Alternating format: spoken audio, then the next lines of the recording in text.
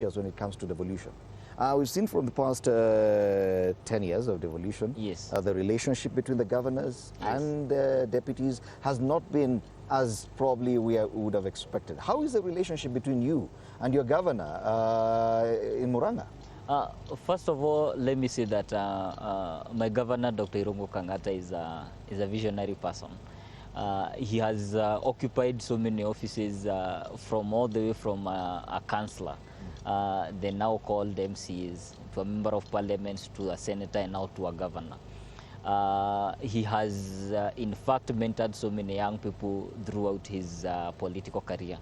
And through the same progress, I have become one of his students in politics. And so we enjoy a very good cordial working relationship.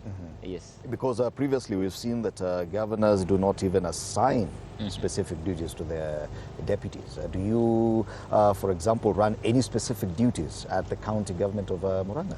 I do run specific duties.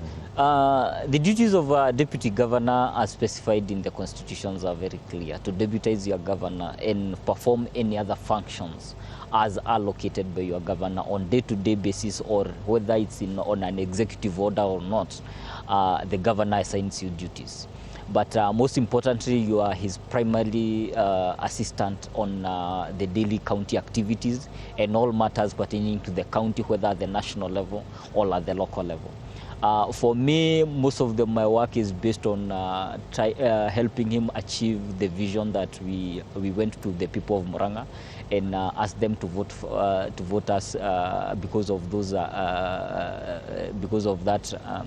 because of the things that we told them. Okay. And for me to trying to help him achieve that, I'm doing my job. Yes, and incidentally, I can see you are the only combination of governor and deputy in the COG football team that was not very successful against the governors today. It just shows that we are working on together very well. Okay. Because, let me speak to a little bit about that, about the contention between governors and deputies and how it has been for the past 10 years. Devolution, as it was coming into to being born, to use that term, not many people understood what counties would really mean in terms of structures. And so there were certain gaps that, whether within the constitution or even within the legislation, even from a national level or even from a county government level, that warrants it. And one of those key issues, and I'm going to give an example of 3 key offices that weren't quite expanded.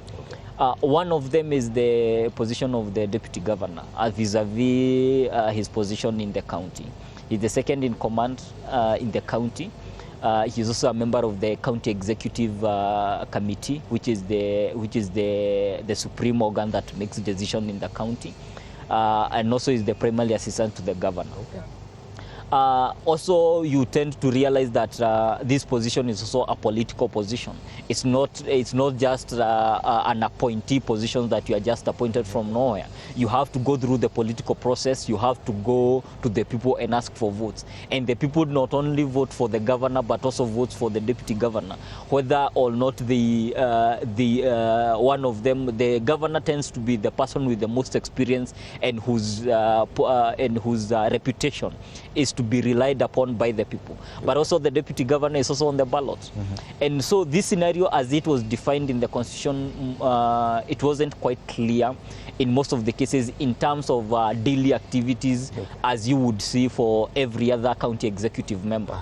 The second position that wasn't clearly defined, but there was a need, is the office of the county attorney. A county attorney is the legal advisor to the county, and also interrogates the policies and regulations that are generated in the county and point them towards a direction. That office is an office that in most counties, it's a new. For example, in Murang'a, it's the first time that we hired a county attorney as we came into office. And so what I'm saying is that devolution 10 years has taught us so many things. It has achieved a lot, but then there are certain gaps that we keep running into, okay. And there is need to continuously address them so that we can be able to move forward. And before we hand it over back to my colleague in Nairobi, Linda Lela, one more question. Now that you're speaking about relationships, yes, and because these different roles, either appointed or elected, really come together to help or distract the role that devolution should play. The role of the senator is also key. Yes. And your governor, Governor Irungu Kangata, has served as senator of the same county. Yes, yes. How is the relationship between the Senate and the county governments, and not necessarily just in Murang'a, because a lot has been said about the Senate's role in oversighting and defending devolution. Yes. In as far as that relationship is concerned, what is your assessment? My take would be that the Senate ought to work in concert with the counties, and especially the county assemblies in terms of policy directions. Because remember, most of the laws generated from the county assembly, for them to be able to, they have to be accepted by the governor. But also remember that the Senate can also look at certain regulations and decide that these regulations are against the Constitution in some point. So to that extent, the Senate does its oversight job in terms of regulations, the laws generated at the county level, but also in terms of oversight in development issues of the county, and especially on the county executive. Because the senator is supposed to be the one voice outside the government who can be able to pinpoint to and identify maybe a governor is not moving in the right direction. But I also want to indicate that all this do not happen in a political vacuum. So there's still a lot to be done in as far as fixing that relationship. The politics are not in isolation, or the county government and the Senate are not in isolation.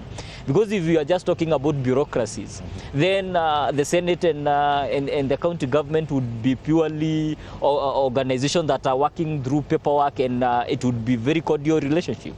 But then this is a political system. A senator is elected just the same day that a governor is elected. They represent the same people towards different offices. Okay.